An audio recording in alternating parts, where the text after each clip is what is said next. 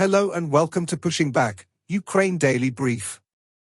As the war enters its 1097th day, today marks 3 years since the start of the full-scale invasion. Are these the main developments from the past 24 hours? The update from the General Staff of the Armed Forces of Ukraine. Russia has lost approximately 868,320 troops in Ukraine since the beginning of the war. The number includes 1,050 casualties over the past day.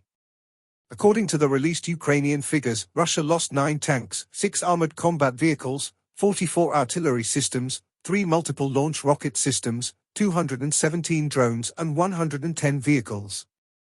Multiple aid packages were announced, starting with Sweden, who announced a new military aid package for Ukraine worth €173 million.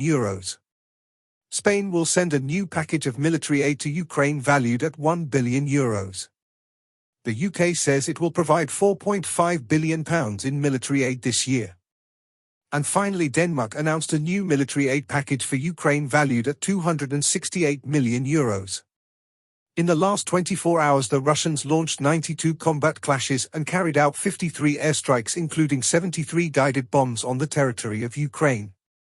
They also used 1,171 kamikaze drones and carried out around 3,000 attacks on the positions of Ukrainian troops and settlements using various types of weapons.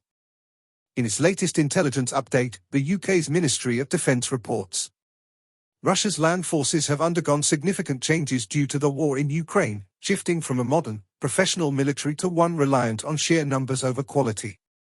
Heavy losses, over 860,000 casualties and thousands of destroyed tanks and vehicles, have weakened force effectiveness, with poorly trained personnel and basic tactics leading to high casualties.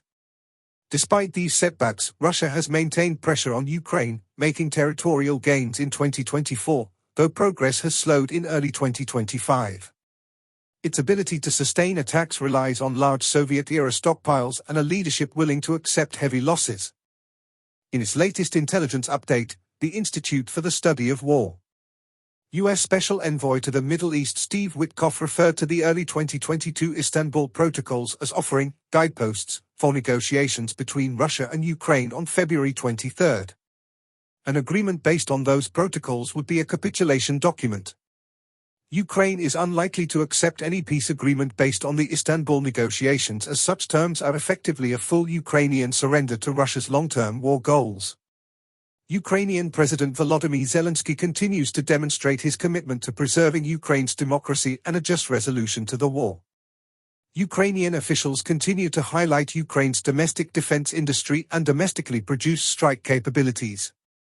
Russian President Vladimir Putin appointed Russian Direct Investment Fund CEO Kirill Dmitriev as Special Presidential Representative for Investment and Economic Cooperation with Foreign Countries on February 23. Russian forces launched a record number of drone strikes against Ukraine on the night of February 22 to 23, ahead of the third anniversary of Russia's full-scale invasion of Ukraine on February 24. Russia appears to be relying more on Iran and North Korea to support its war in Ukraine. Russian forces continue to execute Ukrainian prisoners of war in clear violation of international law. Ukrainian forces recently advanced near Toretsk, and Russian forces recently advanced near Siversk, Pokrovsk, and Velika Novosilka. The Russian government continues efforts to increase its defense industrial output. Zelensky was at the G7 leaders' session and gave a speech. He spoke about 3 key areas. Firstly, Ukraine's fight for freedom and global support. President Zelensky thanked world leaders for their solidarity, highlighting Ukraine's resilience against Russian aggression. He praised the EU's new sanctions and reaffirmed Ukraine's commitment to European unity. Secondly, called for strong security guarantees. Zelensky emphasized the need for NATO membership and stronger defense support, warning that delays in military aid make the war costlier. He urged global leaders to back security guarantees that would prevent future conflicts. Lastly, modernizing defense for lasting peace. The Ukrainian president called for a coordinated effort to modernize military forces, sharing advanced wartime experience with allies. He stressed the importance of unity in negotiations to secure a just and lasting peace. Thanks for following today's updates. Please don't forget to like and subscribe for more content. We'll return tomorrow with the latest news on the ongoing conflict.